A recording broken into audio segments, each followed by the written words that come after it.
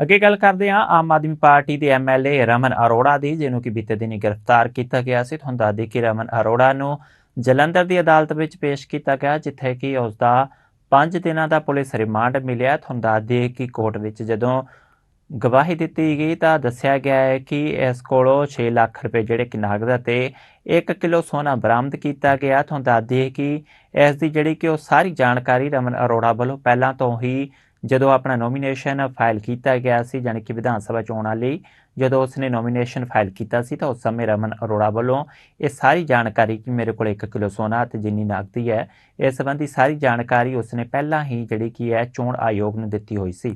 Court में कितने दिन का रिमांड मिला और कितनी देर बहस हुई? क्या बहस तो तकरीबन आधा घंटा होगी दोनों पार्टियों की आधा घंटा बहस हुई और उन्होंने यही एलिगेशन लगाए थे कि जो सुखदेव पकड़ा गया है उसने डिस्क्लोजर स्टेटमेंट दी है। उसमें उसने कहा था कि जब मैं जाता था इनके घर में जो जिनकी बिल्डिंग्स के नक्शे वगैरह थे वो इनकी कुछ फाइलें उन लोग इनके घर में होते थे, फाइलों की बात नहीं की उसने। तो बस इतनी बात की उसने कुछ नहीं कहा कि मेरे सामने इन्होंने किसी से पैसे लिए, किसी से डील की, nothing of the sort. Simply इतने बयान पर उन्होंने इनको घर से ले लिया। तो हमारा विभाग की तरफ से क्या सबूत पेश किए गए? सिर्फ डिस्क्लोजर स्टेटमेंट और कुछ नहीं।